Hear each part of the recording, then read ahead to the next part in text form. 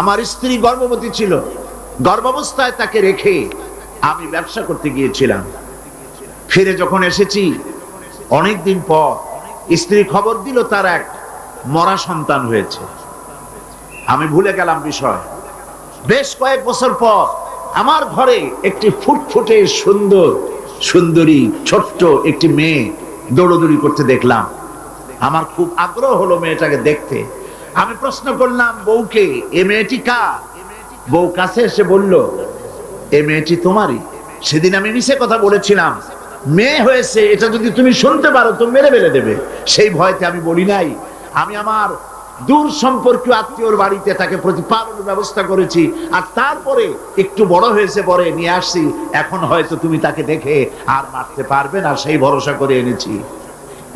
হে রাসূল, আমি মেয়েটিকে আদর করলাম, স্নেহ করলাম, মমতা করলাম। কয়েকদিন যাওয়ার পর আমার মনের মধ্যে চিন্তা জাগলো, এই মেয়েটা তো শৈশব থেকে কৈশোরে পদার্পণ করবে, তারপরে যৌবন পাবে, এরপরে তাকে বিয়ে দিতে হবে।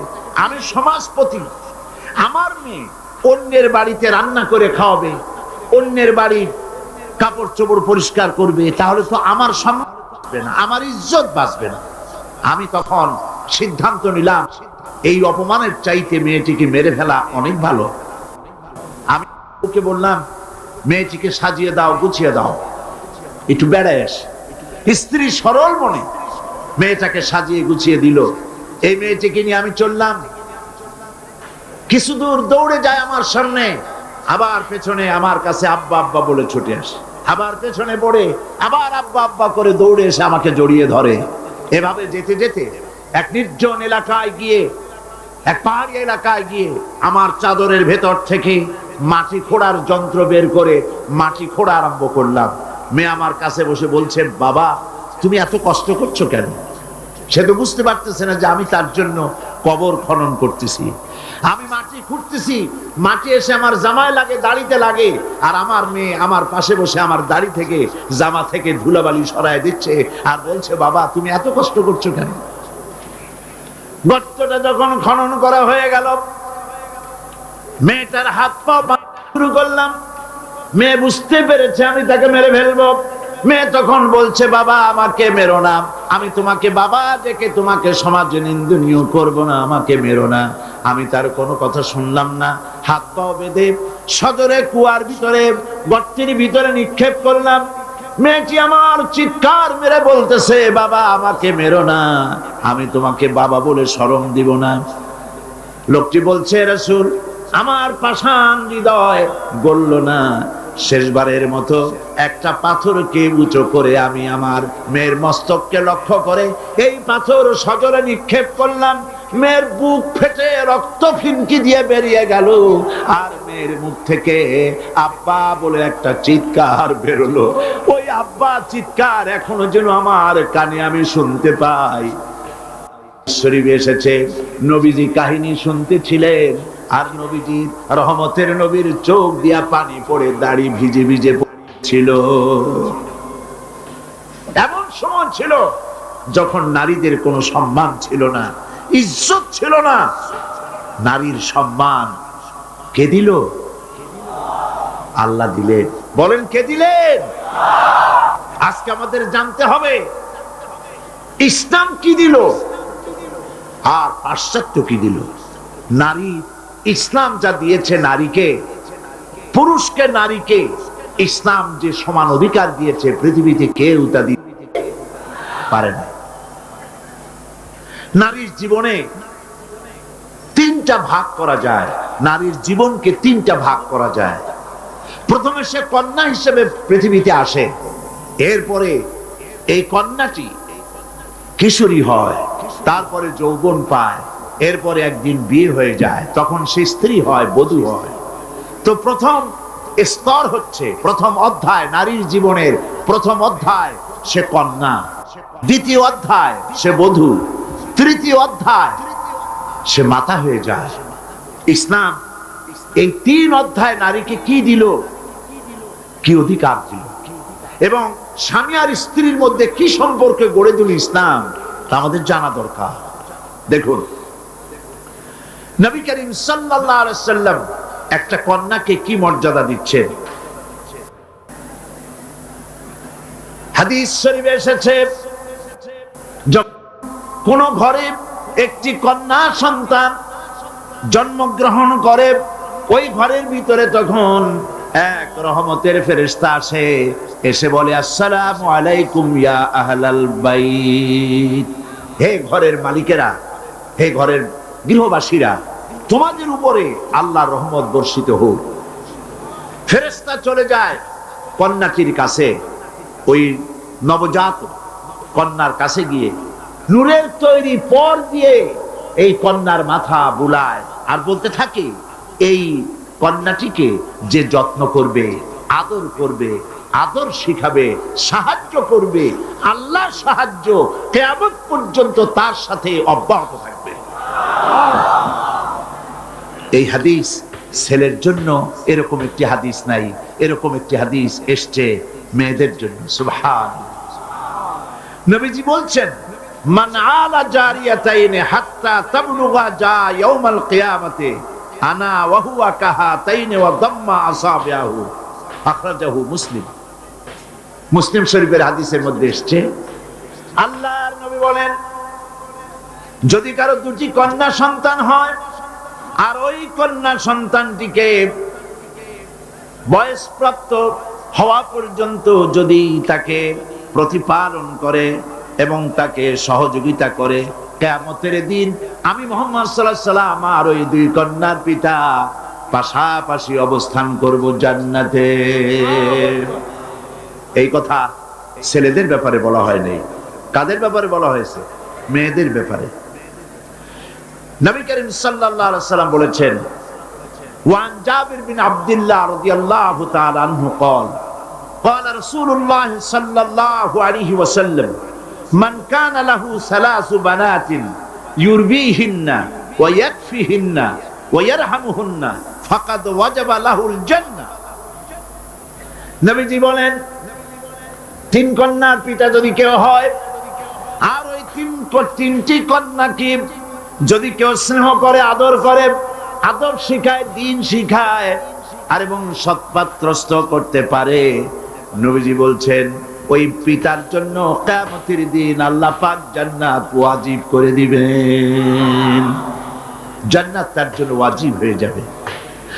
করিম সাল্লাল্লাহু আলাইহি ওয়াসাল্লাম বলেছেন, লা তাকরিহুল বানাত ফা ইন্নী আবুল বানাত। রাসূলুল্লাহ সাল্লাল্লাহু আলাইহি ওয়াসাল্লাম, কন্যাদের ঘৃণা করো না, কারণ আমি মুহাম্মদ সাল্লাল্লাহু আলাইহি ওয়াসাল্লাম কন্যাদের পিতা। সুবহানাল্লাহ।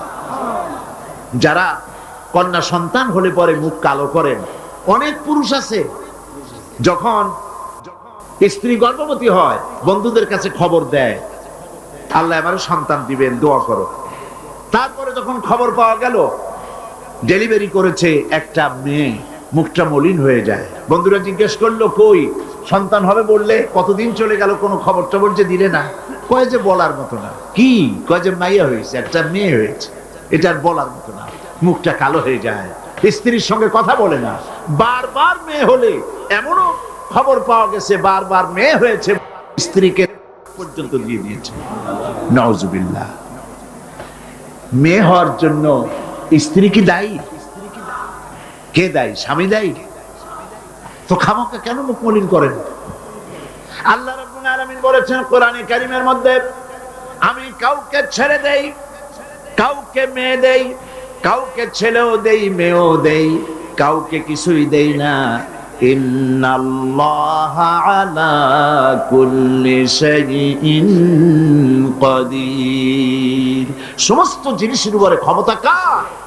আল্লাহ পাকের। সন্তান হয় না, আল্লাহর কাছে চাও, ছেলেও দিতে পারেন, মেয়েও দিতে পারেন, তার ইচ্ছা। বারবার মেয়ে হয়েছে, কি ক্ষতি হয়েছে? কি ক্ষতি হয়েছে? নবী করিম সাল্লাল্লাহু আলাইহি ওয়াসাল্লামের সন্তানদের মধ্যে মেয়েও ছিল, ছেলেরাও ছিলেন, কিন্তু ছেলেরা সব মারা গেলেন। বেঁচে থাকলেন কারা?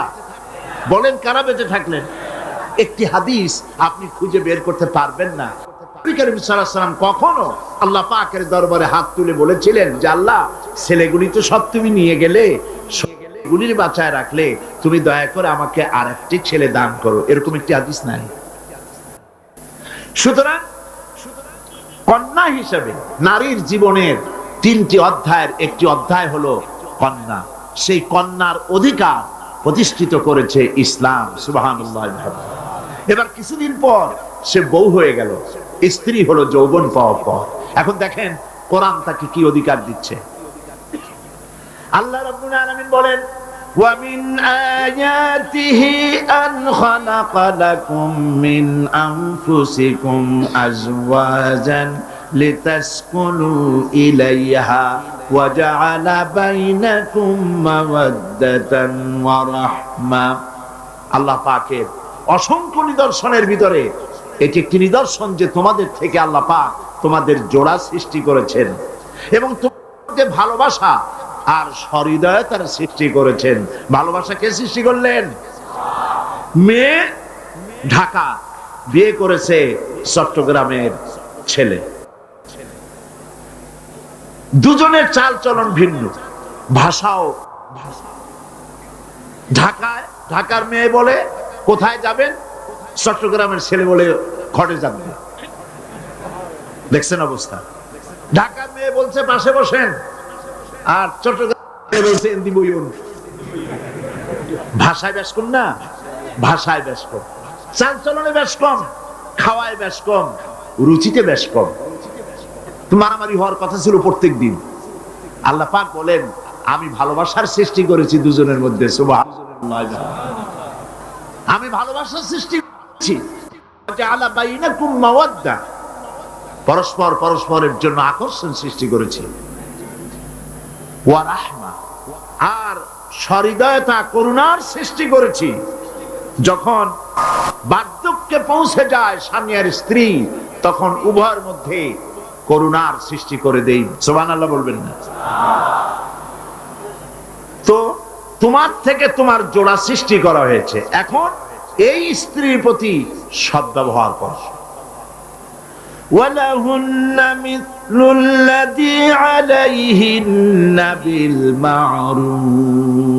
আল্লাহ পাক বলেন সদ্ব্যবহার পাওয়ার ওই পরিমাণ অধিকার নারীদের উপরে তোমার আছে যতখানি অধিকার নারীদের উপর পুরুষের আছে।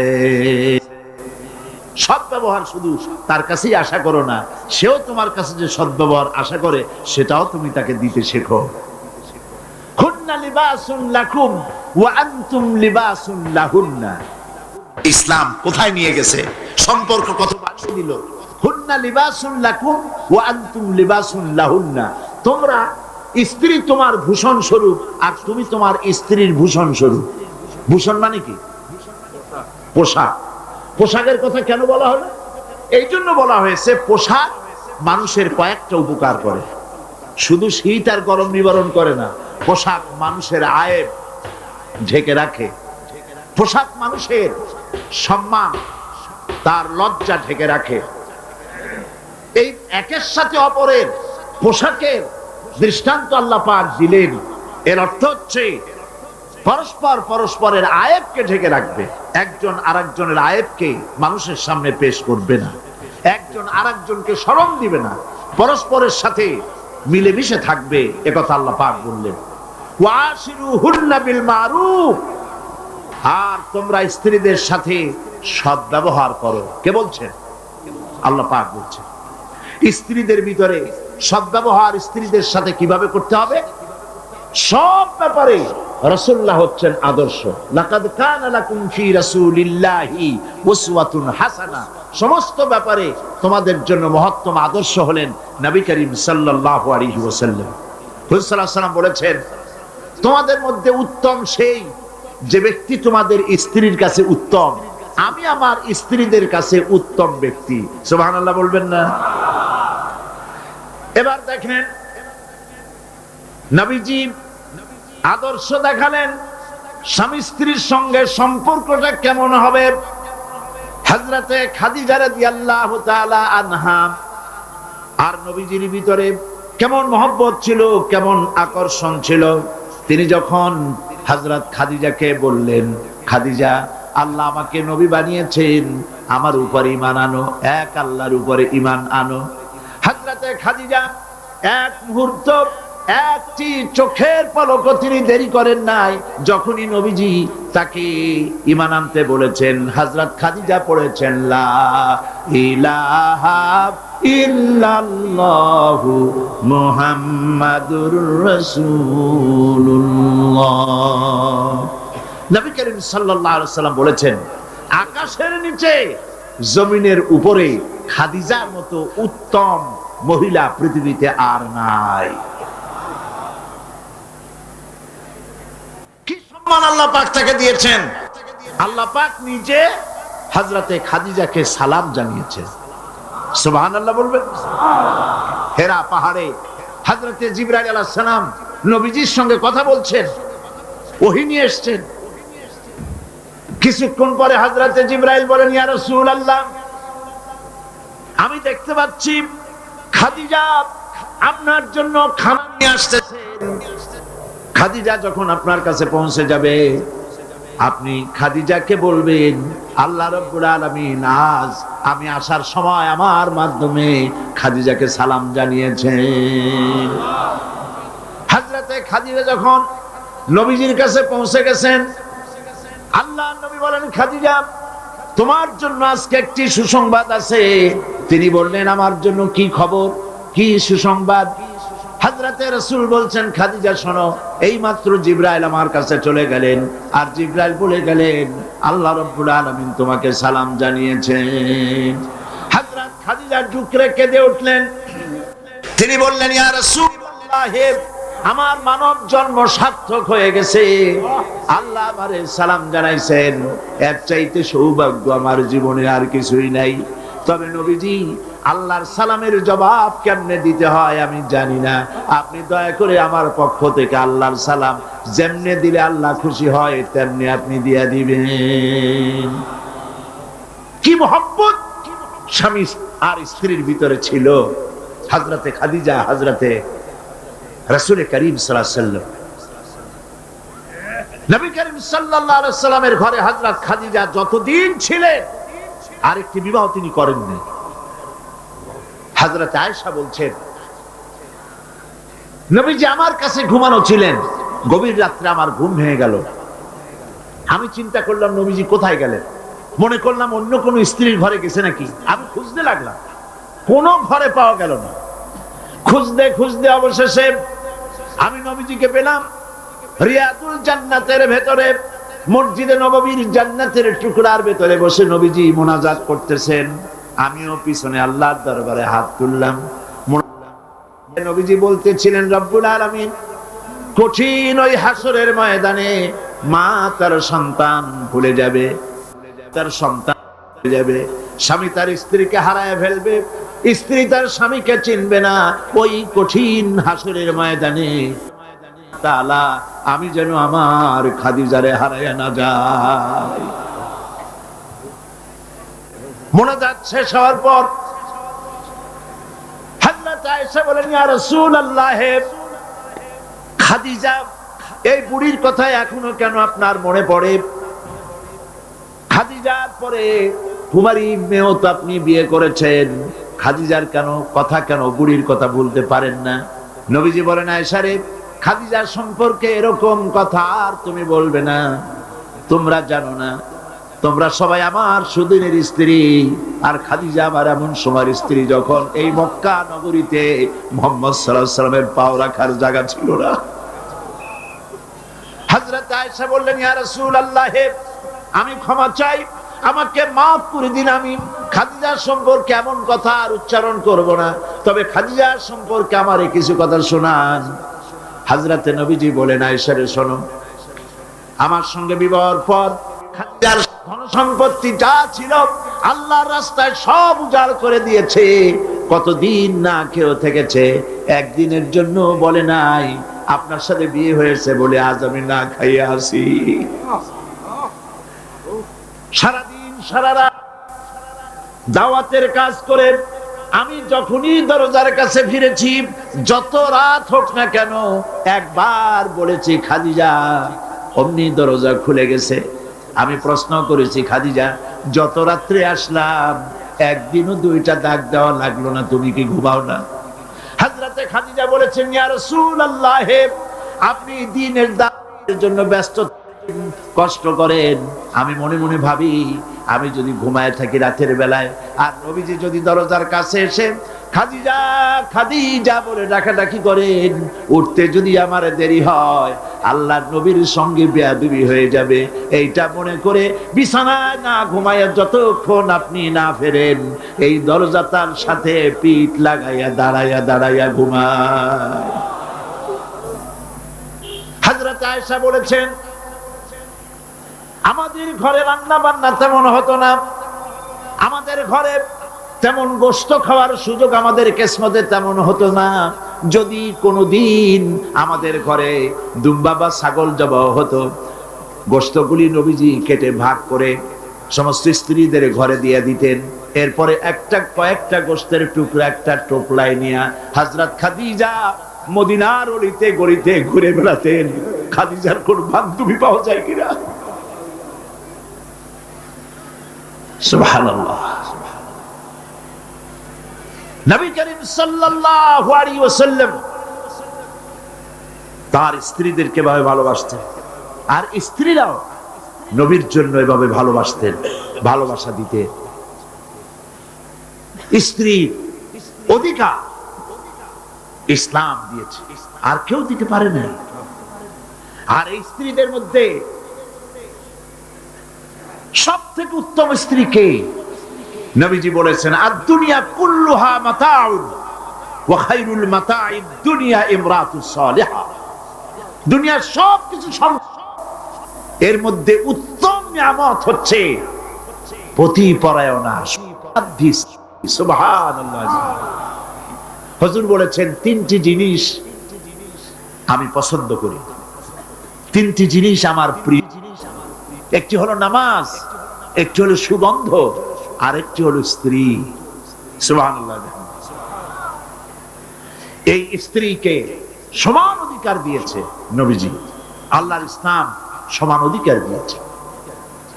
নারীর অর্থনৈতিক অধিকার প্রতিষ্ঠিত করেছে ইসলাম, তাকে অর্থনৈতিক অধিকার দিয়েছে, মহারানার ব্যবস্থা করেছে। কোরআন বলছে, ফাতুহুন্না উজুরাহুন্না ফারিদা, ফরজ রূপী দায়িত্ব হিসাবে স্ত্রীর মহারানার টাকা আদায় করে দাও। বহু মুসলমান আছে মহারানার টাকা আদায় করে না, বরং আজকাল তো নতুন সিস্টেম চালু হয়েছে মানুষকে শোনাবার জন্য। বিবাহের মজলিসে বলা হয়, অমুকের মেয়ে অমুকের ছেলে বিয়ের মহারানা কত? ৫,৫৫,৫৫৫ পয়সা। সামনে একটা টাকা বা পয়সা জিরো থাকতে পারবে না, একটা নিয়ম নীতি করে নিচ্ছে। এই টাকাগুলি মহারানার টাকা সঠিকভাবে আদায় করা হয় না অনেক ক্ষেত্রে, একথা ঠিক কিনা? বরং উল্টো করে মহারানা আদায় করা হয় মেয়ে পক্ষের কাছ থেকে, কন্যা পক্ষের কাছ থেকে। এইটাকে কি বলা হয়? এটাকে কি বলা হয়? এটা হলো যৌতুক নামের কৌতুক। মেয়ে পক্ষের কাছ থেকে টাকা আদায় করা। মেয়ে পক্ষ যদি ইচ্ছে করে বর পক্ষকে যদি টাকা দেয়, পয়সা দেয়, গাড়ি দেয়, বাড়ি দেয়, কোনো আপত্তি নেই, দিতে পারে। কিন্তু ডিমান্ড করে নেওয়া, চেয়ে নেওয়া সম্পূর্ণ হারাম। কন্যার পিতার মাথা 12 বছর, 18 বছর, 20 বছর, 25 বছর লালন পালন করে কলিজার টুকরা সন্তানটাই তো দিয়ে দিল। এর চাইতে টেলিভিশন, গাড়ি বাড়ি বেশি হয় কি করে? এই যৌতুক বাংলাদেশের সর্বত্র আছে, অবশ্য চট্টগ্রামে নাই।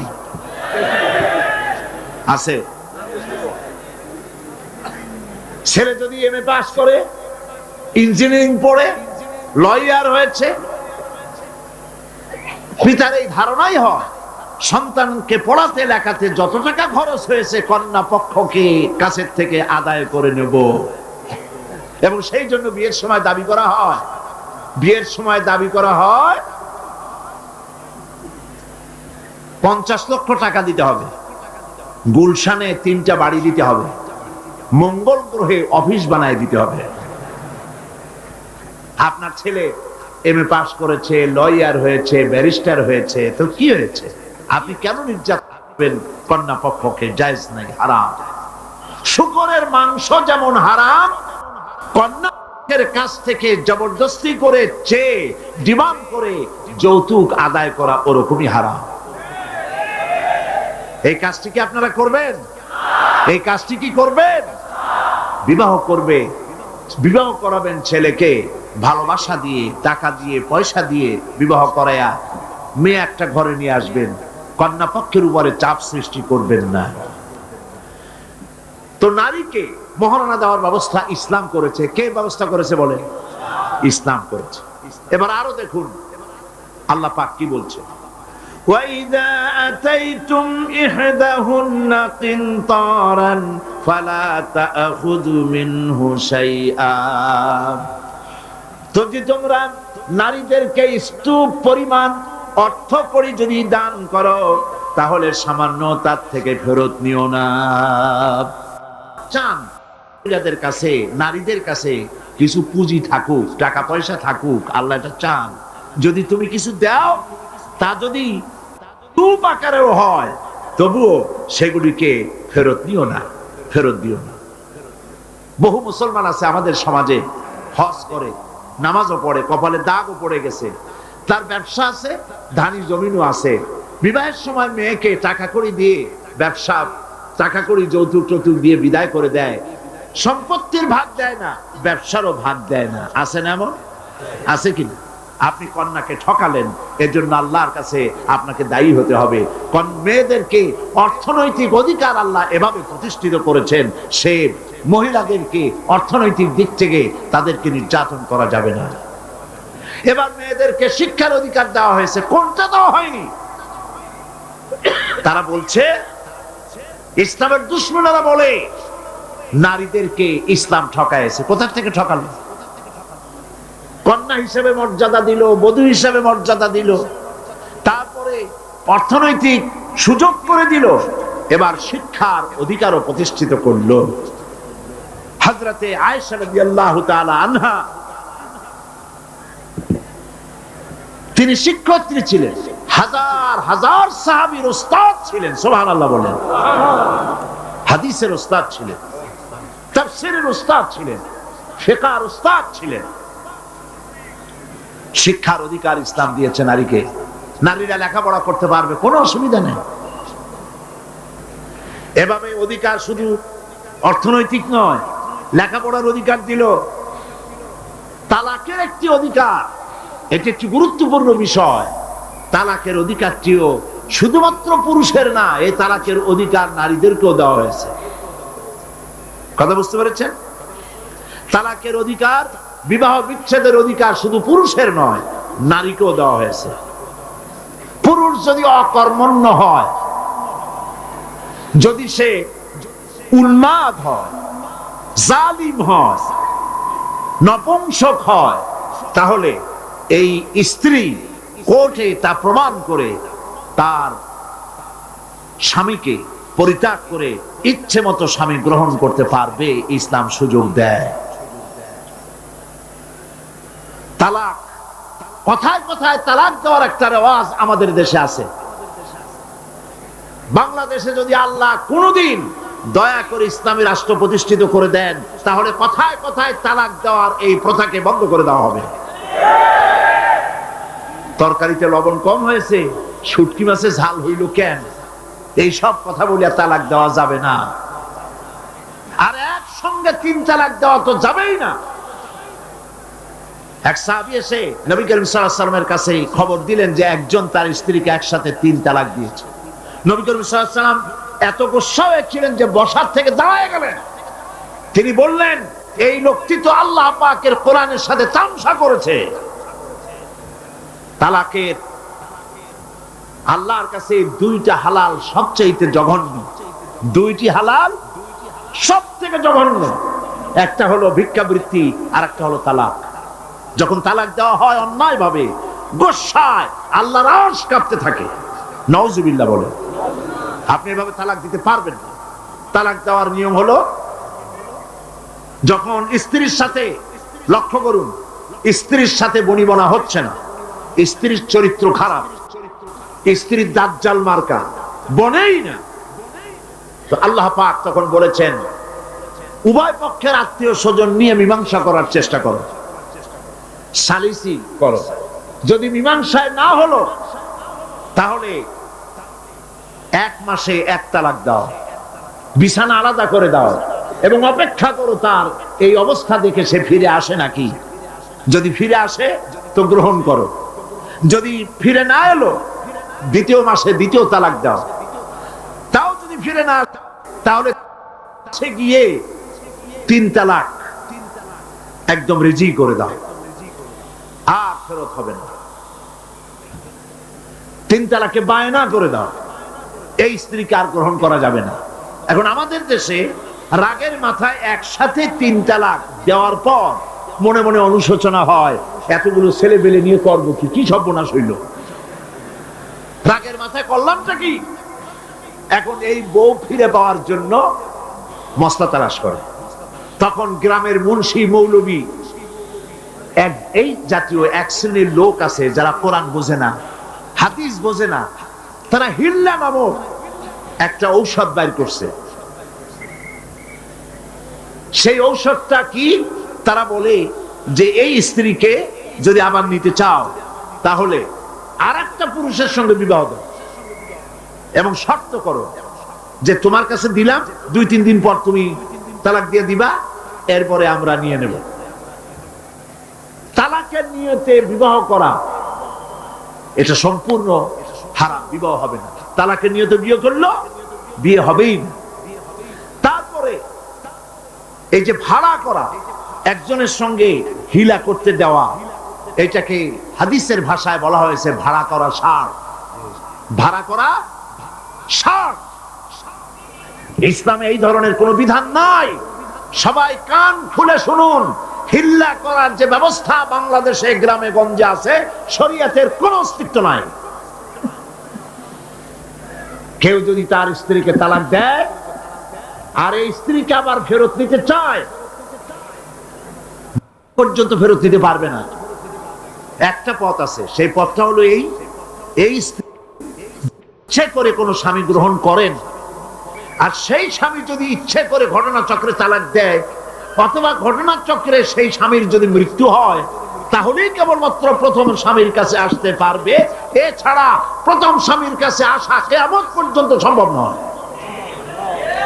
এইটা ইসলাম করেছে দৃষ্টান্তমূলক শাস্তি দেওয়ার জন্য। কথায় কথায় তালাক দেবা, বাগুন ভর্তায় মরিচ হইল কেন, এইসব শয়তানি চলবে না। এইটার জন্যই এই বিধান করা হয়েছে। তালাক কখনো রাগের মাথায় এই জঘন্য কাজ কেউ করবেন না। যদি করতেই হয় তাহলে 3 মাসে 3 তালাক হবে, একসাথে 3 তালাক দেওয়া যাবে না। যদি কেউ একসাথে 3 তালাক দিয়ে বসে, তালাক হয়ে যাবে, এটাও মনে রাখবেন, তালাক হয়ে যাবে। তবে আল্লাহ পাক অসন্তুষ্ট হবেন, নারাজ হবেন, গুসায় আল্লাহর আরশ কাঁপতে থাকে। এই কাজটি কখনো করবেন না। আল্লাহ পাক তালাক চান না, আল্লাহ চান স্বামী স্ত্রীর মধ্যে মহব্বত পয়দা হোক। সুবহানাল্লাহ। যদি স্ত্রীর উপর রাগ হয়, কখনো মন খারাপ হয়, আল্লাহ বলছেন ওয়ালা তানসাউল ফাদলা বাইনাকুম, তোমরা পরস্পর পরস্পরের অনুগ্রহকে ভুলে। আজকের একটা ব্যাপারে মন খারাপ হয়েছে, তুমি চিন্তা করো তোমার জীবনের অনেক ক্ষেত্রে এই স্ত্রীর অনেক অবদান আছে, সেগুলিকে মনে করে আজকেরটা মাফ করে দিলেই তো সারে। সুবহানাল্লাহ। আল্লাহ পাক চান না স্বামী স্ত্রীর ভিতরে অসন্তুষ্টি থাকুক এবং তালাক পর্যায়ে চলে যান। একবার নবী করিম সাল্লাল্লাহু আলাইহি ওয়াসাল্লাম বসে আছেন মসজিদে নববীর ভিতরে, মুখ মলিন, সাহাবায়ে কেরাম ভয়তে কথা বলতে পারছেন না। কিছুক্ষণ পর হুজুর হযরত আলী হযরত ফাতেমার ঘরে ঢুকলেন, বেরিয়ে আসতেন হাসি মুখে। তিনি প্রশ্ন করলেন, সাহাবায়ে কেরাম জিজ্ঞেস করলেন, হে রাসূল, একটু আগে আপনার মুখ এত মলিন ছিল আর এখন আপনি এত হাসি খুশি, আমরা তো তখন কথা বলতে সাহস পাইনি। হুজুর কি হয়েছিল? আল্লাহর নবী বলেন, ওদের মধ্যে মনোমালিন্যের সৃষ্টি হয়েছিল আর আমার মনটা খারাপ হয়ে গিয়েছিল। ওদের, বুঝতে পারছেন তো? হযরত আলী এবং ফাতেমার মধ্যে মনোমালিন্য সৃষ্টি হয়েছিল, আমার মনটা খারাপ হয়ে গিয়েছিল। আমি ভেতরে গেলাম, উভয়ের সঙ্গে কথা বললাম। এখন তারা দুজনের মধ্যে তাদের ভুল বুঝাবুঝির নিরসন হয়েছে, আমার মনটা খুশি হয়ে গেছে। নবীজি বলেন, ফাতেমাকে যে কষ্ট দেয় সে আমাকে কষ্ট দেয়, কারণ ফাতেমা আমার কলিজার টুকরা। স্বামী এবং স্ত্রীর মধ্যে সম্পর্ক ভালো থাকতে হবে, অধিকার সমান, তবে স্বামীর মর্যাদা বেশি। মর্যাদা কার বেশি? স্বামীর মর্যাদা বেশি। তিরমিজি শরীফের হাদিসে এসেছে, আল্লাহর নবী একদিন একদিকে যাচ্ছিলেন, জঙ্গল থেকে এক পাহাড়িয়া উট এসে নবীজির কদমের উপরে নবীজির কদম মোবারকে চুমা দিল, সেজদা করলো। সাহাবায়ে কেরাম বললেন, ইয়া রাসূলুল্লাহ, পাহাড়ের উটের কি সৌভাগ্য, আল্লাহর নবীর পায়ের উপরে চুমা খেয়েছে, সেজদা দিয়েছে। আমাদের কি অনুমতি দেন, আপনার কদমের উপরে আমরা সেজদা দিয়া ধন্য হই। হুজুর বলেন, শোনো, আমি যদি এই পৃথিবীতে মানুষকে সেজদা করার জন্য যদি পারমিশন দিতাম, তাহলে পৃথিবীর সমস্ত নারীদেরকে বলতাম তারা যেন তাদের স্বামীকে সেজদা দেয়। তাহলে মর্যাদা কার বেশি? স্বামীর মর্যাদা বেশি। অধিকার সমান, মর্যাদা বেশি স্বামীর। আবু দাউদ শরীফের হাদিসে এসেছে, নবীজি বলেছেন, কোন স্ত্রী লোক এমন অবস্থায় যদি মারা যায় যে তার স্বামী তার উপরে সন্তুষ্ট ছিল, আল্লাহ রাব্বুল আলামিন ওই মেয়ে লোকটি জান্নাত দান করে দিবেন। স্বামীর মর্যাদা এখানে বেশি। তাহলে আমরা দেখলাম অধিকারের দিক থেকে যখন নারী ছিল, বধূ ছিল, কন্যা ছিল, বধূ ছিল, সব জায়গায় ইসলাম নারীকে সম্মান বাড়িয়ে দিল। ঠিক কিনা বলে? নারী বিবাহ হওয়ার পর কদিন পরে মা হয়ে গেল, মা হয়ে যাওয়ার পর মর্যাদা কমে গেল না বেড়ে গেল? বলেন, কমলো না বাড়লো? নবীজি বলছেন, আল্লাহর নবীর সামনে একজন সাহাবী এসে প্রশ্ন করলেন, হে আল্লাহর রাসূল, খেদমত করব কার? মান আহাক্কুন নাস বিহুসনি সাহাবাতি? ক্বালা উম্মুক। ক্বালা সুম্মা মান? ক্বালা উম্মুক। ক্বালা সুম্মা মান? ক্বালা উম্মুক। ক্বালা সুম্মা মান? ক্বালা আবুক। আখরাজাহুল বুখারী। বুখারী শরীফের হাদিস। সাহাবী জিজ্ঞেস করছেন, ইয়া রাসূলুল্লাহ, খেদমত করব কার? হুজুর বলেন, তোমার মায়ের। তারপরে কার? তোমার মায়ের। তারপরে কার? তোমার মায়ের। তারপরে কার? তোমার পিতার। বাপের চাইতে মায়ের মর্যাদা কয় গুণ বেড়ে গেল? বলেন, 3 গুণ বেড়ে গেল মর্যাদা। আল্লাহর নবী মসজিদে নববীতে বসে আছেন, সাহাবায়ে কিরাম কর্তৃক পরিবেষ্টিত হয়ে। এমন সময় একজন বুড়ি মসজিদে প্রবেশ করেছেন। হুজুর তাকে দেখে দাঁড়ায় গেলেন। কাছে যখন এলেন মহিলা, নবীজি নিজের গায়ের চাদর বিছায়া দিলেন। মহিলা চলে যাওয়ার পর সাহাবায়ে কিরাম প্রশ্ন করলেন, ইয়া রাসূলুল্লাহ, আমরা তো চিনলাম না এই মহিলাকে। একজন মেয়ে লোকের জন্য নবীজি তার গায়ের চাদর বিছায়া দেয়, এত বড় সম্মানী মহিলা আমরা চিনলাম না, তিনি কে? আল্লাহর নবী বললেন, আমার মায়ের দুধ আমার কিসমতে তেমন হয় নাই। যার কোলে কাকে চড়ে, যার বুকের দুধ খাইয়া আমি বড় হয়েছি, এই আমার সেই দুধ মা হযরতে হালিমাতুস সাদিয়া। মায়ের মহব্বত কেমনে করতে হবে? মা যখন হয়ে গেলেন, সম্মান বেড়ে গেল সন্তানের কাছে। একজন সাহাবী এসে কাছে বলছেন, হে রাসূল, আমার মায়ের মেজাজ খুব খারাপ। হাদিস, আমার মায়ের মেজাজ খুব খারাপ। হুজুর প্রশ্ন করলেন, তোমার মা যখন তোমারে গর্ভে রাখছিলেন তখন তো মেজাজ খারাপ ছিল না? তিনি বললেন, হুজুর আমি সত্যি বলছি, মেজাজ খুবই খারাপ। হুজুর বলছেন, তোমাকে যখন তোমার মা ডেলিভারি করেছিল তখন তো মেজাজ খারাপ ছিল না? কয়, না হুজুর, দারুণ খারাপ মেজাজ। হুজুর বললেন, তোমার 2.5 বছর 2 বছর ধরে যখন দুধ খাওয়াইছিল তোমার মা, তখন তো তার মেজাজ খারাপ ছিল না। সাহাবী যখন এর পরেও বললেন, ইয়া রাসূলুল্লাহ, আমি আমার মায়ের দুধের হক আদায় করে দিয়েছি। হুজুর বললেন, দুধের হক আদায় করেছো তুমি, তোমার মায়ের একটি শব্দের হক তুমি আদায় করতে পারো নাই। তুমি যদি পড়ে গেছো ছোট্টবেলায়, খাটের থেকে কোলের থেকে পড়ে গেছো, কেঁদে উঠছো, আর তোমার মা যে তখন বলেছে, সারা জীবন এই একটি শব্দের হক আদায় করতে পারবে না। মায়ের সম্মান ইসলাম এভাবে বাড়িয়ে দিল। আল্লাহ রাব্বুল আলামিন শিখায় দিলেন, وَقَضَى رَبُّكَ أَلَّا تَعْبُدُوا إِلَّا إِيَّاهُ وَبِالْوَالِدَيْنِ إِحْسَانًا। তোমার রবের পক্ষ থেকে এটা ফয়সালা হয়েছে যে আমার ইবাদত করার পর মা বাপের ইহসান করবে। দেখেন অবস্থাটা, দেখুন, লক্ষ্য করুন, আল্লাহর ইবাদতের পরেই বান্দা কাজ করবে। বলেন কার? মা বাপ ইহসান করো। মা বাপের সামনে মুখ দিয়ে চোখ রাগায় কথা বলবে না।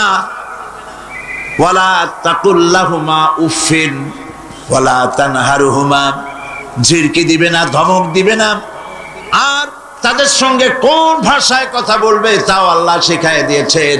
আল্লাহ পাক বলেন, ওয়াকুল্লাহুমা কাওলান কারীমা, সম্মান সূচক কথা বলো মা বাবার সাথে। আর শিখায় দিলেন, বান্দারা তোমার মা বাবার জন্য আমার কাছে এই ভাষায় দোয়া করো, রব্বির হামহুমা কামা রাব্বায়ানি সাগীরা। আয় আমার রব, আমার মা বাপ ছোটবেলায় আমাকে যেভাবে স্নেহের করে লালন পালন করেছে, আল্লাহ পাক দয়া করে আমাকে, আমার পিতামাতাকে তোমার রহমতের কোলে লালন পালন করো। আল্লাহ পাক শিখাই দিয়েছেন। এই দোয়া করবেন তো? মনে থাকবে? প্রত্যেক নামাজের পরে মুনাজাতে এই দোয়া করবেন। মা বোনেরা লেখাপড়া করতে পারবেন, চাকরি করতে পারবেন, জিহাদে যেতে পারবেন, সবই করতে পারবেন পর্দার ভিতরে থেকে। আল্লাহ পাক কোরআনে কারিমে বলেছেন, ওয়াকারনা ফি বুয়ুতিকুন্না ওয়ালা তাবাররাজনা তাবাররুজাল জাহিলিয়াতিল উলা। ওয়াকারনা ফি বুয়ুতিকুন্না, তোমরা তোমাদের ঘরের মধ্যে থাকো, আর জাহিলিয়াতের যুগ মতো করে সাজসজ্জা করে তোমরা বেরিও না, ঠাক ঠমক করে বেরিও না, সৌন্দর্য প্রদর্শন করো না। পৃথিবীতে বিভিন্ন দেশে মিস সুন্দরী প্রতিযোগিতা হয় না? হয় কিনা? সুন্দরী প্রতিযোগিতা হয় পৃথিবীর বিভিন্ন দেশে। Miss China, miss Thailand, miss American, miss Canada, এভাবে নাম হয়। সুন্দরী প্রতিযোগিতা কি? সুন্দরী প্রতিযোগিতা করতে গিয়ে বিচারক মণ্ডলী সুন্দরীদের শরীরের যেসব জায়গা মাপজোপ করে তা কেবলমাত্র শয়তানের পক্ষে সম্ভব, পুরুষের পক্ষে সম্ভব নয়। যারা এই বিচারক মণ্ডলী থাকে নির্লজ্জ বেহায়া, তারা কি তার নিজের মেয়ের, নিজের বোনের শরীরের সেসব জায়গা মাপ করতে পারবে? লম্পট। বাংলাদেশে সুন্দরী প্রতিযোগিতা কিয়ামত পর্যন্ত হতে দেওয়া হবে না। পর্দার বিষয়টি আলোচনা করতেছিলাম। পর্দা করা ফরজ। পর্দা করা কি? ফরজ। নবীজি বলেছেন, এমন এক সময় আসবে, ক্বালা রাসূলুল্লাহ সাল্লাল্লাহু আলাইহি ওয়াসাল্লাম, নিসাউন কাসিয়াতুন আরিয়া মুমিলাতুন মাইলাতুন রুউসুহুন্না কাল বুখতিল মাইলা লা ইয়াদখুলনাল জান্নাতা ওয়া লা ইয়াজিদনা রিহাহা, আখরাজাহু মুসলিম। আল্লাহর নবী বলেন, এমন এক জামানা আসবে যখন বস্ত্র পরিধানকারিণী উলঙ্গিনী হবে মেয়ে লোকগুলি, উটের চুটের মতো করে খোপা বেঁধে মরাল সময় হেলে দুলে পরপুরুষের দৃষ্টি আকর্ষণ করে রাস্তায় চলাফেরা করবে। এরা জান্নাতীর কথা, জান্নাতের সুঘ্রাণও এদের নাকে প্রবেশ করবে না। কাসিয়াতুন আরিয়া, বস্ত্র পরিধানকারিনী উলঙ্গিনী। কথা শুনতেছেন আপনারা? বুঝতে পারতেছেন? বস্ত্র পরিধানকারিনী উলঙ্গিনী, কাপড় পরছে, যা পরাও যা, না পরাও তাই, জান্নাতে যেতে পারবে না। এই জন্য অশালীন পোশাক বাদ দিতে হবে। রাসূলুল্লাহ বলেছেন আরাফাতের ময়দানে, তোমরা যেমন খাবে তোমাদের মেয়েদেরকে, স্ত্রীদেরকে তেমন পরাবে। তোমরা যেমন খাবে তেমন তাদের খাওয়াবে। তোমরা যেমন পরবে তেমন তাদেরকে পরাবে। কেউ কেউ এর অর্থ করেছে যেমন খাবো তেমন খাওয়াবো, এটা তো ঠিক আছে। যেমন পরি তেমন তাদেরই পরাতে হবে। তো পুরুষও প্যান্ট শার্ট পরে মেয়েদেরকেও প্যান্ট শার্ট পরানো শুরু করছে। নাউজুবিল্লাহ বলে। কিয়ামতের অনেকগুলি আলামত আছে। হযরত আলী রাদিয়াল্লাহু তাআলা হাদিস রওয়ায়াত করেছেন, কিয়ামতের পূর্বে 15টি লক্ষণ প্রকাশ পাবে। তিরমিজি শরীফের হাদিস। তার মধ্যে একটি লক্ষণ হলো এই, মেয়েরা পুরুষের পোশাক পরবে, পুরুষরা মেয়েদের পোশাক পরবে। এটা তো শুরু হয়ে গেছে। শুরু হয়েছে কিনা? মেয়েরা, আমাদের দেশেও এই প্রচলন শুরু হয়েছে। কোনো কোনো ক্ষেত্রে মহিলারা প্যান্ট শার্ট ইত্যাদি চাদরবিহীন এগুলি পরে রাস্তায় বেরোনো শুরু হয়ে গেছে। আর পুরুষগুলি, আমাদের দেশে এগুলি কম, বিদেশে দেখেছি দুল পরে। আমাদের দেশে দুল পরা শুরু করছি কিনা আমার চোখে এখনো পড়ে নাই। আছে? আমি তো এত খতায় দেখি, তারপরেও আমার নজরে পড়ে নাই। তবে চেন পরা দেখেছি, সোনার চেন বহু নজরে পড়েছে। চেন গলায় পরে পুরুষ মাঘের পৌষের প্রচন্ড শীতে সামনের 3-4টা বোতাম খোলা রাখে, যাতে মানুষে বুঝে উনি একখান কিছু পড়ছেন। হারাম, হারাম। পুরুষের জন্য একটি স্বর্ণ জায়েজ নাই। কারো যদি থাকে এগুলি খুলে আজই, বউ থাকলে বউরে দাও, না থাকলে বোনেরে দাও, থাকলে কিছু যদি না থাকে বাক্সে উঠায় রাখো, বউ আসলে তারে পরাই দিও, তোমার জন্য হারাম। বিদেশে কানে দুল পরে, নাকে ফুল পরে। আমি অবাক হয়েছি, ঠোঁটে রিং, ঠোঁটে জিহ্বাও রিং পরে। ভাত খায় কেমনে আল্লাহই জানে। শয়তান কারে বলে না। আমার দেশে জিহ্বায় ঠোঁটে রিং আমি দেখিনি। আমি ইউরোপ আমেরিকা দেখেছি, মাথার চুল চতুর্দিক থেকে কেটে মাথার চান্দির উপরে তালপট্টির দ্বীপের মতো বানায় রাখে। আবার দুই দিক থেকে কামাইয়া মাথার উপরে তাল পাতার মতো রঙিন করে চুল খাড়া করে রাখে। আবার পিছনের চুল ছোট ছোট কেটে, ছোট করে কেটে ওইখানে বাড়ির নম্বর, রোড নম্বর, টেলিফোন নম্বর লিখে রাখে। আমি দেখে বলছি, শয়তানে যদি এই সব দেখে খালি কানবে আর বলবে যে আমি শয়তান হয়েছিলাম কেন। কত মারাত্মক হয়ে গেছে মানুষ এই শয়তানদের অনুসরণ করে। নাউজুবিল্লাহ বলে। এই জন্য পোশাকের ব্যাপারে মা বোনরা কেমন পোশাক পরবে আল্লাহ পাক কোরআনের মধ্যে বলে দিয়েছেন। ওরা সমান অধিকার দিতে চায়, নারীকে পুরুষ বানায়া পুরুষের সমান অধিকার দিতে চায়, আর ইসলাম নারীকে নারীর মর্যাদায় রেখে পুরুষের সমান অধিকার। কথাটায় পার্থক্য আছে কি নাই? বুঝতে পেরেছেন কিনা? নারী পোশাক শালীন, মার্জিত। আল্লাহ পাক কোরআন শরীফের মধ্যে বলেছেন, মহিলারা এমন একটা কাপড় পরবে, যেই কাপড়টা এমন শাড়ি পরার পর অথবা সালোয়ার কামিজ পরার পর, কাপড় পরার পর এর উপর একটা চাদর পরবে, এমন যেই চাদরটা মাথাটা, গলাটা, বুকটা ঢেকে যায়। এমন একটি চাদর পরা আল্লাহ পাক ফরজ করে দিয়েছেন প্রত্যেকটি বয়সপ্রাপ্ত নারী পরে। সেই জন্য মা বোনদেরকে তাদের কাপড় চোপড় শালীন হতে হবে। কোরআন শরীফে আল্লাহ পাক বলেছেন, ওয়ালা তাকরাবুজ জিনা ইন্নাহু কানা ফাহিশাতান ওয়া সা সাবিলা। জিনা করার কথা, জিনার নিকটবর্তীও হয় না। এখন জিনার নিকটবর্তী কিভাবে হয়? জেনা করা তো দূরের কথা, জেনার কাছেও যাও না। জেনার কাছে যাওয়ার জন্য এগুলি হচ্ছে রুট। অশ্লীল গান, অশ্লীল বাজনা, সৌন্দর্য প্রতিযোগিতা, নারীদের অশালীন অমার্জিত কাপড় চোপড় পরে রাস্তায় বেরোনো, এগুলি জেনা ব্যভিচার পথকে বাড়িয়ে দেয়। বলেন নাউযুবিল্লাহি মিন যালিক। এই জন্য মহিলাদের চাদর পরার কথা বলা হয়েছে, বোরকা কথা বলা হয়েছে, হিজাব এবং নিকাব পরার কথা বলা হয়েছে। মহিলাদের ঘরই হচ্ছে তাদের জন্য জিহাদ।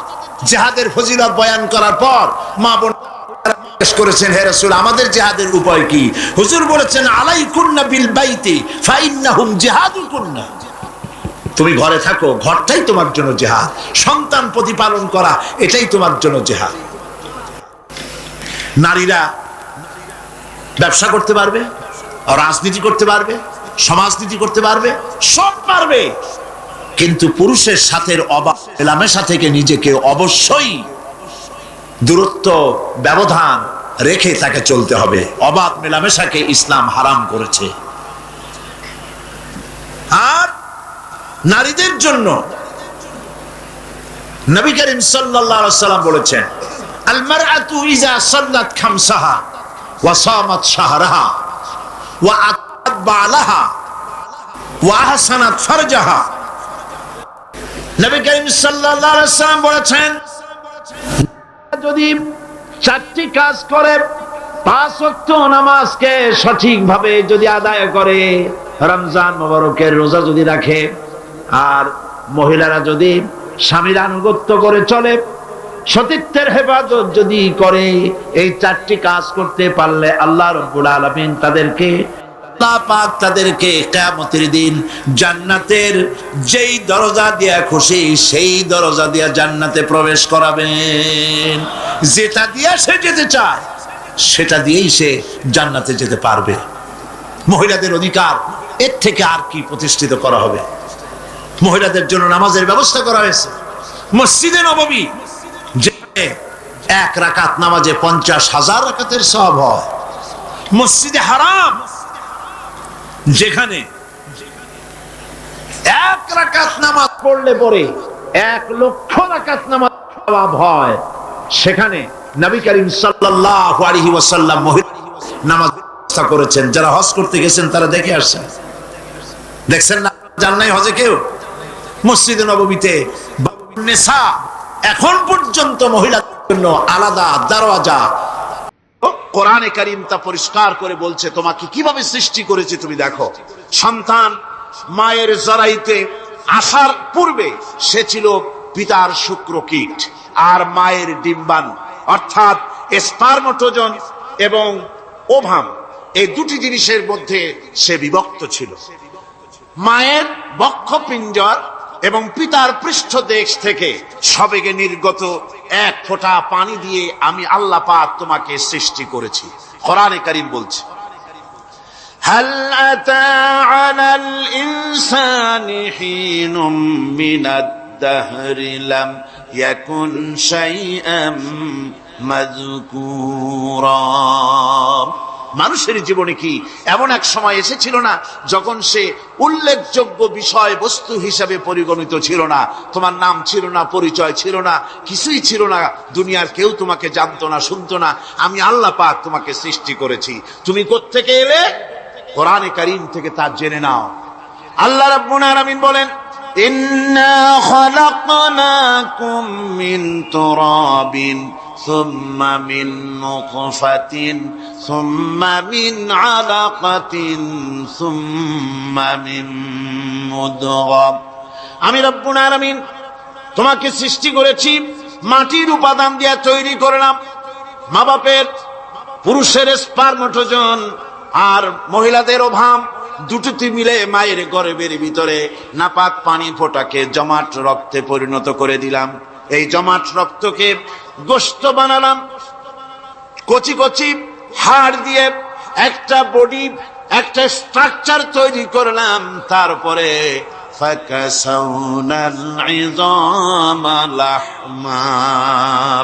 গোশত দিয়ে, রগ দিয়ে, চামড়া দিয়ে সুন্দর করে ছাউনি দিয়া মায়ের গর্ভের ভিতরে আমি আল্লাহ রব্বুল আলামিন তোমাকে বানাইছি।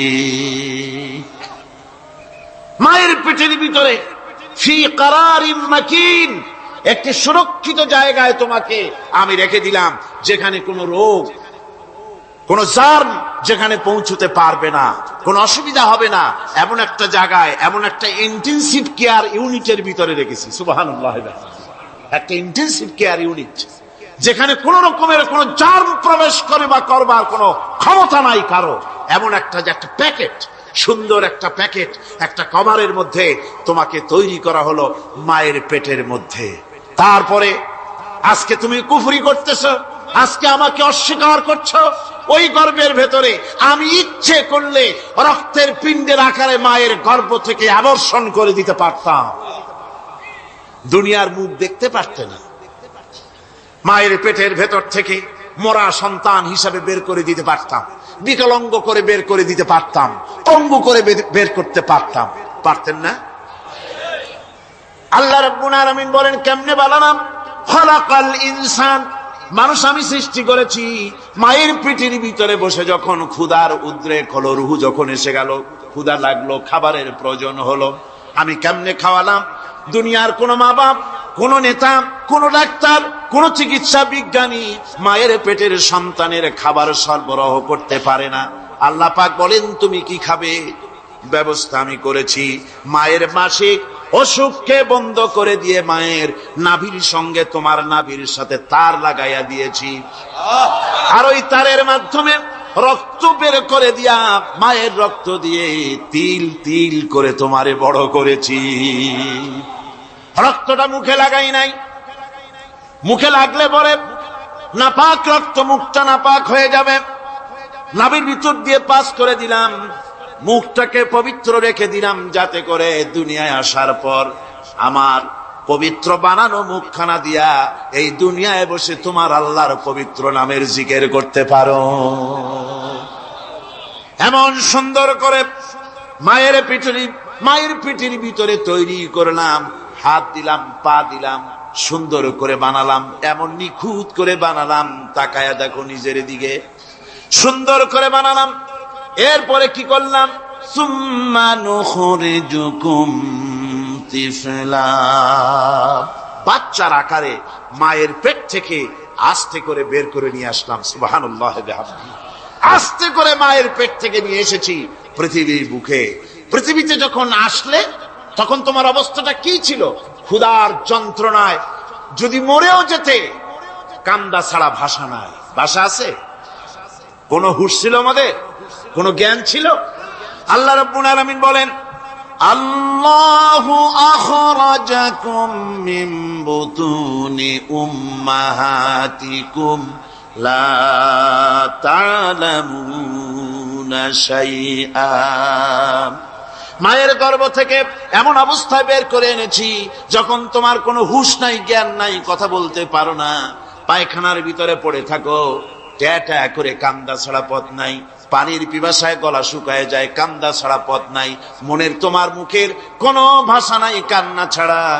আমি তোমার এমন আল্লাহ, আমি তোমার এমন স্রষ্টা, আমি তোমার এমন রব। তোমার ভাষা নাই বলে মায়ের কলিজার ভেতরে আমি তোমার প্রতি এক দুর্বিনীত মহব্বত পয়দা করে দিয়েছি। তোমার কান্না তোমার মায়ের বুকের মধ্যে শেল বিঁধে যায়। তুমি যখন কাঁদো, কান্নার আওয়াজ যখন মায়ের কানে চলে যায়, হাজারো কাজ ফেলে মা দৌড়াইয়া বাচ্চারে কোলে নেয়। কি খাবে কেউ তৈরি করে না। আল্লাহ রাব্বুল আলামিন বলে বান্দারে, দুনিয়ায় আসার আগে তুমি কি খাবে, খাবারের বন্দোবস্ত আমি আল্লাহ করেছি, আমি এমন স্রষ্টা। তুমি দুনিয়া আসার 6 মাস আগে তোমার মায়ের বুকের ওপরে তোমার খাদ্য গরম করে আমি আল্লাহ রিজার্ভ করে রেখে দিয়েছি। সেই খাদ্য শুধু খাদ্য নয়, রোগের প্রতিষেধক, এটা ওষুধ।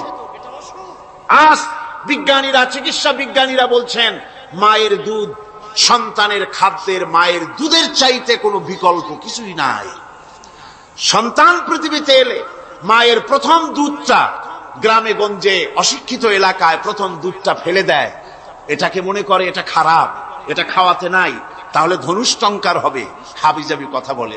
আল্লাহ দুধ বানাইছে বাচ্চার ধনুষ্টঙ্কার হওয়ার জন্য। মায়ের ওই প্রথম দুধটা হচ্ছে সন্তানের জন্য সমস্ত রোগের প্রতিষেধক। সে ছিল পেটের ভিতরে একটা কাভারের মধ্যে, ওখানে কোনো জার্ম ছিল না, কোনো রোগ জীবাণু ছিল না। ও পৃথিবীতে এসেছে যেখানে অক্সিজেনের ভেতরে জার্ম রয়েছে, বাতাসের ভিতরে জার্ম রয়েছে, যার পরিবেশটা খারাপ হয়ে আছে, মানুষের শ্বাস প্রশ্বাসে নিঃশ্বাসে হাজারো রোগ বীজাণু জীবাণু ঘুরছে। এই রকমের একটা পৃথিবীতে এসেছে। আসার পরে কচি স্বাস্থ্য, কচি শরীর, কচি হার্ট, কচি লাংস, সেটাকে প্রতিরোধ করবে কি করে? সেজন্য আল্লাহ পাক মায়ের দুধের ভিতরে সমস্ত রোগের প্রতিষেধক দিয়ে দিয়েছেন। সুবহানাল্লাহ। আজকের বিজ্ঞানীরা তা স্বীকার করেছেন।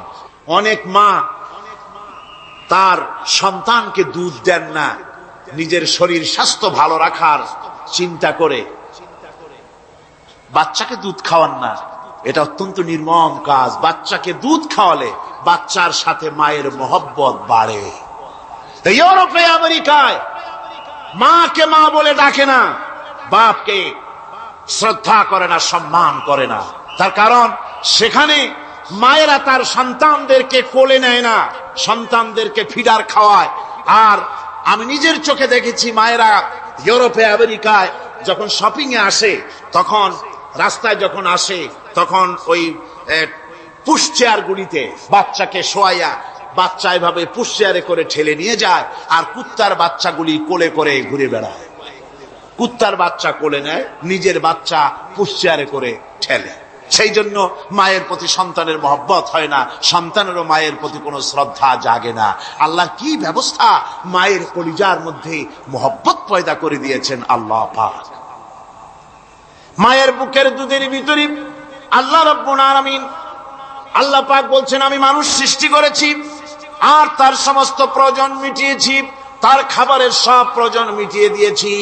দুধটাকে ঘন করি নাই হজম করতে পারবে না বলে, ওই দুধটা সামান্য পাতলা করে দিয়েছি, ওর ভিতরে সামান্য মিষ্টি দিয়েছি। দুধের বোটার ভিতরে একটা ছিদ্র দিলে, চোষা মারলে পরে অনেকগুলি দুধ বেরিয়ে এসে গলাটা আটকে যেত, তোমার কচি কণ্ঠ গলা আটকে যেত, শ্বাস করতে পারতে না। এজন্য মায়ের স্তনের বোটার ভিতরে সূক্ষ্ম সূক্ষ্ম 32টা ছিদ্র করে আস্তে করে দুধ বার করে তোমার জীবন আমি বাঁচাইছি। খলাকাল ইনসান, মানুষ সৃষ্টি করেছি আমি আল্লাহ পাক। সুতরাং যে আল্লাহ পাক এ মানুষ সৃষ্টি করলেন আর মায়ের কলিজার ভিতরে মোহাব্বত পয়দা করে দিলেন, সে আল্লাহ পাক বলছেন, খবরদার ওই মাকেও যেন আবার ভুলে যেও না। মাকে সম্মান করে করো, মা বাপকে মোহাব্বত করো, তাদেরকে শ্রদ্ধা করো। বউ পাইয়া সুন্দরী স্ত্রী পেয়ে মায়ের কথা ভুলে যেও না। অনেক সাহেব আছে মায়ের কথা ভুলে যায়, স্ত্রীর কথা অনুযায়ী মায়ের উপরে অত্যাচার করে, এরকমও বহুত আছে। আল্লাহ পাক বলছেন, শোনো, وَقَضَى رَبُّكَ أَلَّا تَعْبُدُوا إِلَّا إِيَّاهُ وَبِالْوَالِدَيْنِ إِحْسَانًا। তোমার প্রভুর পক্ষ থেকে ফয়সালা হয়েছে, চূড়ান্ত সিদ্ধান্ত হয়ে গিয়েছে, আমি আল্লাহর ইবাদতের পর তোমার মা বাপের ইহসান করবে, খেদমত করবে, তাদের জন্য উপকার করবে, তাদেরকে ভালোবাসবে। আল্লাহ রাব্বুল আলামিন বলেন, মা বাবার সঙ্গে কেমনে কথা বলবে, তাদের সাথে কিভাবে আচরণ করবে, আল্লাহ তাও শিখিয়ে দিয়েছেন। আল্লাহ পাক বলেন, ওয়ালা তাকুল লাহুমা ওয়া কুল লাহুমা কাওলান কারীমা। মা বাবার সাথে সম্মানজনক কথা বলো। ওয়া কুল লাহুমা কাওলান কারীমা, সম্মানজনক কথা বলো। মাথায় ঝাঁকি দিয়ে রাগ করে চোখ মোটা করে কথা বলো না। তুমি সন্তান, তোমার জন্য সবচাইতে বড় পীর তোমার আব্বা, তোমার আম্মা, ঠিক কিনা কর? ছেলের জন্য, মেয়ের জন্য, সন্তানের জন্য সবচাইতে বড় পীর কে? বাপ মা। এটা ভালো করে মনে রাখতে হবে। আপনার মৌলানা সাহেবদের দোয়া, পীর সাহেবদের দোয়া কবুল হতেও পারে, নাও হতে পারে, 50-50 সম্ভাবনাও আছে, আবার সম্ভাবনা নাইও। কিন্তু মা বাবের দোয়া কবুল হবে 100% সিউরিটি রয়েছে। রাসূলুল্লাহ বলেছেন 3 জনের দোয়া কবুল হবে, মুস্তাজাবুদ দাওয়া। কয়জনের দোয়া কবুল হবে? আল্লাহ রাব্বুল আলামিনের হাবিব বলেন 3 জনের দোয়া কবুল হবে আল্লাহর দরবারে। তার মধ্যে একজন হলেন মাজলুম ব্যক্তি, যে ব্যক্তি অত্যাচারিত, যে ব্যক্তি মুসাফির প্রবাসী তার দোয়া কবুল হবে। আর মা বাপ যদি সন্তানের জন্য দোয়া করে ওই দোয়া আল্লাহ রব্বুল আলামিনের দরবারে মঞ্জুর হয়ে যায়। আল্লাহ রব্বুল আলামিন মা বাপ সম্পর্কে বলেন, মা বাবের জন্য আমার কাছে দোয়া করবি বান্দারা, আমার কাছে দোয়া করবি। দোয়াটা আল্লাহ পাক শেখাচ্ছেন, রব্বিরহামহুমা কামা রব্বায়ানি সাগীরা। পড়েন সবাই, রব্বিরহামহুমা কামা রব্বায়ানি সাগীরা। একটু জিকির করেন, লা ইলাহা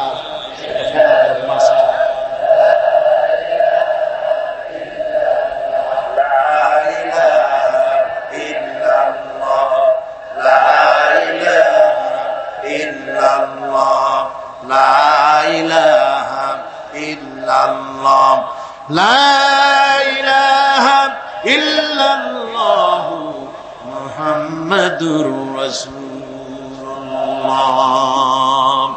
আমার ভাইরা, আল্লাহ পাক শিখাচ্ছেন, বান্দা তোর মা বাপের জন্য আমার কাছে দোয়া কর। আয় আল্লাহ, আয় রব, আয় আমার প্রভু, আমার মা বাপ যেমন ছোটবেলায় আমাকে স্নেহের কোলে লালন পালন করেছে, আয় আমার আল্লাহ তুমি আমার মা বাপকে তোমার রহমতের কোলে লালন পালন করো। আল্লাহ শিখাই দিয়েছেন। আমার ভাইরা, প্রত্যেক নামাজের পরে এই দোয়াটা ভুলে যাবেন না। ভুলে যাবেন? ভুলে যাবেন? আমার ভাইয়েরা, আমার বোনেরা, সবাই প্রত্যেক নামাজের পরে পড়বেন, রব্বিরহামহুমা কামা রব্বায়ানি সাগীরা।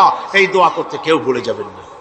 আল্লাহ রাব্বুল আলামিন বলে, বান্দারে ওয়া ওয়াসাইনাল ইনসানা বিওয়ালিদাইহি ইহসানা হামালাতুহু উম্মুহু কুরহা ওয়া ওয়াদাতুহু কুরহা। আল্লাহ পাক বলেন, আমি পৃথিবীর সমস্ত মানব মণ্ডলীকে উপদেশ দিয়েছি, মা বাপকে সম্মান করো, শ্রদ্ধা করো, তাদের উপকার করো। তার কারণ হলো তোমার মা তোমাকে গর্ভে ধারণ করেছে অত্যন্ত কষ্টের সাথে। আল্লাহ বলতেছেন, মা তোমাকে গর্ভ ধারণ করেছে অত্যন্ত কষ্টের সাথে, এরপরে তোমাকে ডেলিভারি করেছেন অত্যন্ত কষ্টের সাথে, তোমাকে ডেলিভারি করেছেন। ও আমার ভাইয়েরা, জনাব অধ্যাপক মফিজুর রহমান সাহেব আমাকে বলছেন যে মাহফিলের চতুর্দিকে তার কাছে ওনাদের কাছে রিপোর্ট এসেছে এক শ্বাসরুদ্ধকর পরিবেশ সৃষ্টি হয়ে গিয়েছে। মহিলাদের ভেতরে 3 জন নাকি সেন্সলেস হয়ে পড়েছেন, এত প্রচন্ড ভিড় হয়েছে সেখানে। আমি আপনারা দোয়া করুন আল্লাহ যেন এই মাহফিলকে সুন্দর রূপে পরিচালিত করে দেন, রহমতের হাওয়া যেন বহায় দেন। জোরে কোন আমিন, আরো জোরে কোন আমিন। আমি দেখতে পাচ্ছি আপনারা ঠাসাঠাসি করে বসেছেন, তারপরেও আল্লাহ পাক কোরআন শরীফে বলেছেন, তোমরা যদি অপর ভাইকে একটু জায়গা করে দাও, নিজের জায়গা কম করে আল্লাহ বেহেশতের মধ্যে তোমার জায়গা বাড়াই দিবেন। আল্লাহ পাক কোরআন শরীফে বলেছেন। আমি সমস্ত মুসলমান একজনও দাঁড়াবেন না, এক বান্দা দাঁড়াবেন না। বসা অবস্থায় আপনারা সামনের দিকে চেপে আসেন, এই মঞ্চের দিকে বসা অবস্থায় সমস্ত মানুষ নড়ে চড়ে বসেন, হরকতে বরকত হবে, নড়ে চড়ে বসেন। আর এই ফাঁকে দাঁড়াবেন না, খবরদার। বসা অবস্থায় মঞ্চের দিকে চেপে আসেন আর জোরে সোরে মহব্বতের সাথে জিকির করেন, লা ইলাহা ইল্লাল্লাহ, লা ইলাহা ইল্লাল্লাহ, লা ইলাহা।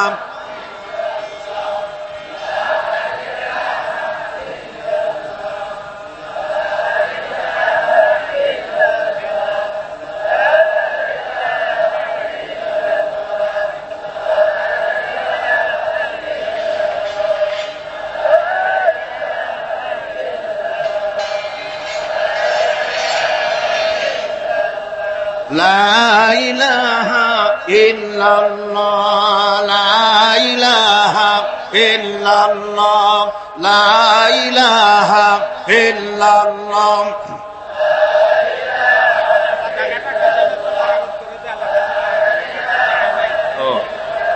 লা ইলাহা ইল্লাল্লাহ মুহাম্মাদুর রাসূলুল্লাহ। মোহতারাম বন্ধুবর, হযরত মাওলানা শামসুদ্দিন সাহেব মদ্দাজিল্লুহু বলছেন যে আল্লাহর কাছে দোয়া করেন না, আল্লাহ মাঠটারে বড় করে দিক। আল্লাহ পারেন না? পারেন না? অবশ্যই পারেন। আল্লাহ পাক সকলের জন্য আসান করে দিন। তবে মনে রাখবেন, এত বড় রহমতের মাহফিল জীবনে আর একবার পাবো কোনো নিশ্চয়তা নাই। আহা, কোনো নিশ্চয়তা নাই। এত বড় বরকতের মাহফিল, রহমতের মাহফিল, জান ভরে শুনুন আর আরাম করে বসুন, হাঁটা চলা বন্ধ করুন। নিতান্ত প্রাকৃতিক কারণ ছাড়া ওঠা বসা করার চেষ্টা না করাটাই ভালো। আল্লাহ পাক বলছেন, আমি গোটা বিশ্বের সমস্ত মানব মণ্ডলীকে উপদেশ দিয়েছি, মা বাপের খেদমত করো, সম্মান করো। কেন? মা তোমাকে পেটে ধারণ করেছে বড় কষ্টের সাথে। কে বলছেন এ কথা? আমার আল্লাহ বলতেছেন, পেটে ধরতে খুব কষ্ট হয়েছে। আপনাকে পেটে রেখে মায়ের কত কষ্ট হয়েছে সে কথা বোঝার জন্য আপনার গর্ভবতী স্ত্রীর দিকে তাকায় দেখেন। আপনার স্ত্রী যখন গর্ভবতী হবে তখন দেখবেন তার অবস্থাটা কি, ওইটা দেখে আপনি আন্দাজ করতে পারবেন আপনার মায়ের কত কষ্ট হয়েছিল। গভীর রাত্রে মানুষ সব ঘুমায় যায়, গর্ভবতী মা ঘুমাতে পারে না। সন্তান পেটের ভিতরে হাঁটু দিয়া গুতা মেরেছে, পা দিয়া লাথি মেরেছে। মা চরম শীতের রাত্রে, প্রচন্ড শীতের রাতে গায়ের লেপটা সরায় দিয়া মা একবার দাঁড়ায় আর একবার বসে, একবার দেওয়ালের সাথে হেলান দিয়া দাঁড়ায়, কষ্ট করে রাতটারে কাটায় দেয়। আবার সারাদিন সংসারের জন্য কাজ করেছেন, রান্না বান্না করেছেন মা, সকলকে খাওয়াইয়া মা শেষের দিকে খেতে গেছেন। যখন নিজে খেতে গেলেন, খাবারের ক্ষুধা নিয়ে, পেট ক্ষুধা নিয়ে খেতে বসেছেন, পেটের ভিতরে সন্তান লাথি মেরেছে, পেটের মধ্যে ঘুষা মেরেছে, হাঁটু দিয়া গুতা মেরেছে। ভরা পেটে, পেটের ভিতরে সন্তান গুতা মারলো হাঁটু দিয়া, মাথা দিয়া। মা ক্ষুধা রয়েছে, পেটে খেতে পারলেন না, বেদনা শুরু হয়েছে। খাবারের থালাটা ঠেলে দিয়ে মা দাঁড়ালেন, বসলেন, চোখের পানি ফেললেন।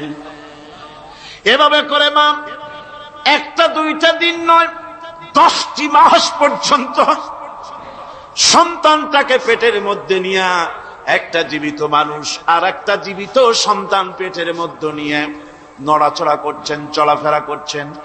কিতাবের মধ্যে এসেছে, রাতের বেলায় মা যে ঘুমাতে পারেন না সন্তানের নড়াচড়ার কারণে, রাতভর ইবাদত করলে যত সওয়াব পাওয়া যেত আল্লাহ ওই সওয়াব মায়ের আমলনামায় লিখে দেন।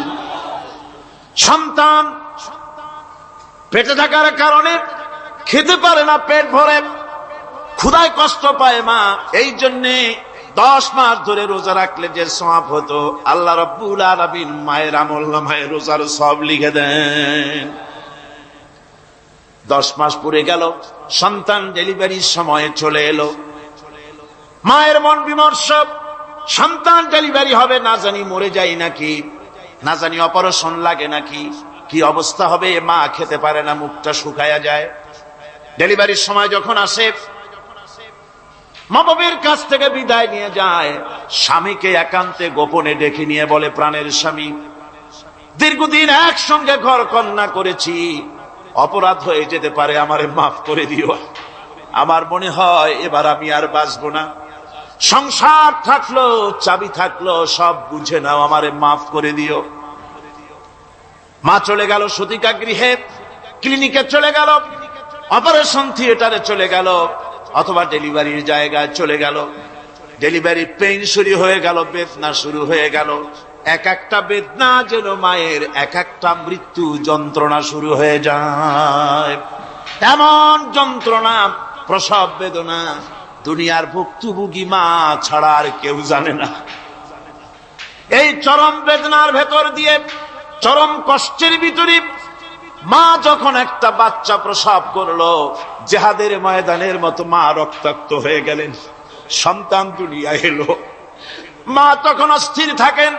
এত বড় বিরাট কষ্টের ভিতরে আল্লাহ রাব্বুল আলামিন বলেন, সন্তান যখন ডেলিভারি হয়ে গেল, মায়ের মনের ভিতরে আমি তখন এই ফিলিংস, এই টেন্ডেন্সি জাগ্রত করে দিই, দেখ কি হয়েছে। মা তখন দেখতে চায় কি হয়েছে। মায়ের সামনে যখন এত কষ্টের, হৃদয় বিংগ্রণ, কলিজার 32টি নাড়ি ছেঁড়া যন্ত্রণার সন্তান যখন মায়ের চোখের সামনে আসে, আল্লাহ পাক বলেন, মা যখন তার ছেলের মুখের দিকে তাকায়, মেয়ের মুখের দিকে তাকায়, আল্লাহ বলেন 10 মাসের পেটে ধরা কষ্ট আর ডেলিভারির সব কষ্ট মায়ের মন থেকে মুছে ফেলে দেই। আল্লাহ রাব্বুল আলামিন বলেন, খবরদার দুনিয়ার মানুষ, এমন মায়ের সাথে নাফরমানি করবি না, এ মায়ের সাথে নাফরমানি করবি না, মাকে সম্মান করবি, মার কাছে দোয়া চাবি। দুনিয়ায় যদি সম্মান চাও, রিজেক্ট চাও, মায়ের পায়ে ধরে কাঁদো। মায়ের জাতি অনেক সম্মান তার। রাসূল করিম সাল্লাল্লাহু আলাইহি সাল্লামকে প্রশ্ন করা হয়েছে, হুজুর খেদমত করবো কার? হুজুর কয় মায়ের। তারপরে কার? হুজুর কয় মায়ের। তারপরে কার? হুজুর বলেন মায়ের। তারপরে কার? তোমার পিতার। 3 গুণ। তোর মায়ের মর্যাদা 3 গুণ বেশি, তোর বাপের চাইতে মর্যাদা বেশি। সুবহানাল্লাহ পড়ে। আর আজকে ইসলামের শত্রুরা তারা বলে যে ইসলাম নারীর অধিকার আদায় করে নাই। নারীর অধিকার ইসলাম দেয় নাই তো কে দিয়েছে? আমার বন্ধুগণ, বিশ্বনবী জনাব মুহাম্মদ রাসূলুল্লাহ সাল্লাল্লাহু আলাইহি ওয়াসাল্লাম মসজিদে নববীর ভিতরে বসে আছেন। এক বৃদ্ধা মহিলা মসজিদের মধ্যে প্রবেশ করলেন। হুজুর বৃদ্ধাকে দেখে দাঁড়ায় গেলেন, বিশ্বনবী বুড়ি মেয়ে লোককে দেখে দাঁড়ায় গেলেন। আল্লাহ নবী বুড়িকে দেখে দাঁড়ালেন। বুড়ি যখন কাছে এলেন, আল্লাহর নবী নিজের গায়ের চাদর বুড়ির জন্য বিছায়া দিলেন। বুড়ি বসলেন। এরপরে কথাবার্তা সারার পর বুড়ি যখন বিদায় হবেন, হুজুর আবার দাঁড়ালেন। বুড়ি মহিলা চলে গেলেন। সাহাবায়ে কেরাম বলেন, ইয়া রাসূলুল্লাহ, কিছুই বুঝলাম না, একজন বৃদ্ধা মহিলার জন্য বিশ্বনবী দাঁড়ান আর গায়ের চাদর বিছান, আমরা বড় আশ্চর্য হয়ে গেলাম। নবীজি বলেন, ও আমার সাহাবীরা, তোমরা জানো না, এই মহিলাকে চিনতে পারো নাই। আমি আমার মায়ের দুধ আমার জীবনে কিসমতে তেমন হয় নাই। আমি আমার মায়ের দুধ তেমন কিসমতে পাই নাই। যার বুকে দুধ খেয়ে, যার কোলে কাখে চড়ে আমি বড় হয়েছি, আমার সেই দুধ মা, ইনি হযরতে হালিমাতুস সাদিয়া, আমার সেই দুধ মা। রাসূলুল্লাহ নিজে সম্মান দিয়েছেন মায়ের। খবরদার মাকে অসম্মান করবেন না, মাকে সম্মান করবেন, মাকে শ্রদ্ধা করবেন।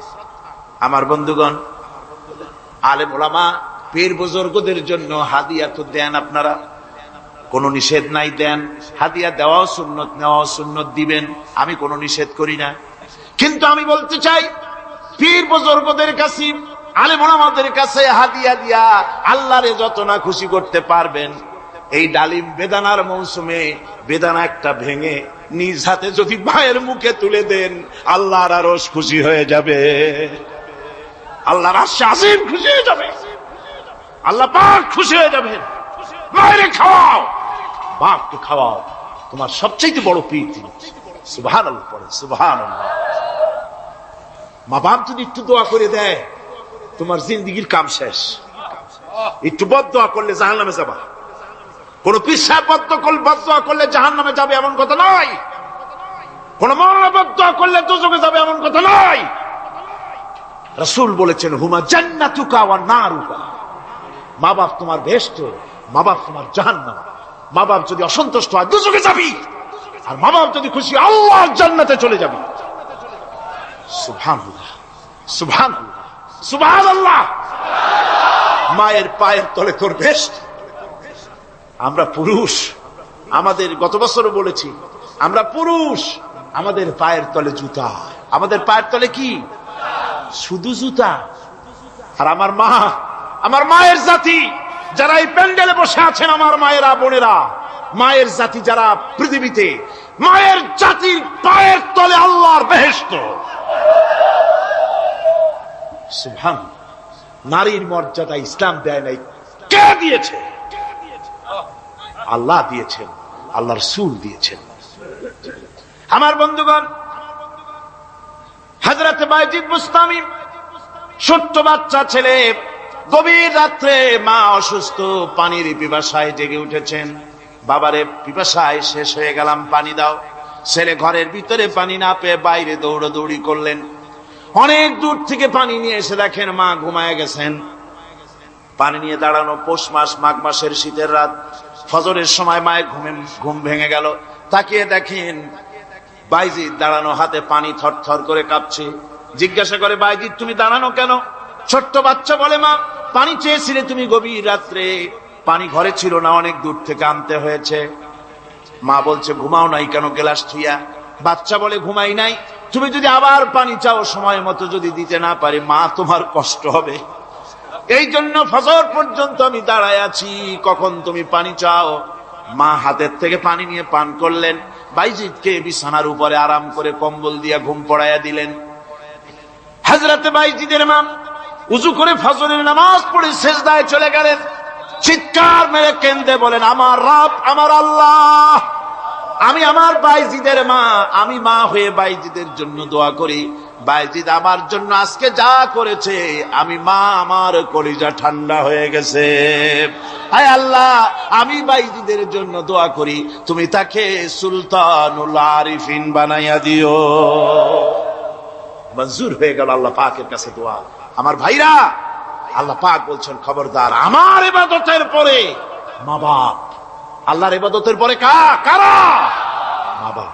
মা বাপকে সম্মান করো, শ্রদ্ধা করো, মোহাব্বত করো, কিসমত খুলে যাবে, কিসমত খুলে যাবে। মা বাপকে সম্মান করো।